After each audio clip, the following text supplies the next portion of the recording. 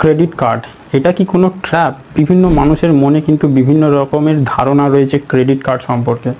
তো আজকে এই ভিডিওতে আমি ক্রেডিট কার্ড সম্পর্কে কিছু অ্যাডভান্টেজ এবং তার কিছু ডিসঅ্যাডভান্টেজ আজকে আপনাদের সামনে তুলে ধরবো। এবারে ডিসঅ্যাডভান্টেজটা কি আছে, এটা কিন্তু আপনি যদি ডিউ ডেটের পরে কোনো বিল পেমেন্ট করেন তাহলে কিন্তু এটার ক্ষেত্রে আপনাকে হিউজ অ্যামাউন্ট চার্জেস দিতে হবে, ইন্টারেস্ট, এটা আপ টু 40% অবধি দিতে হয়।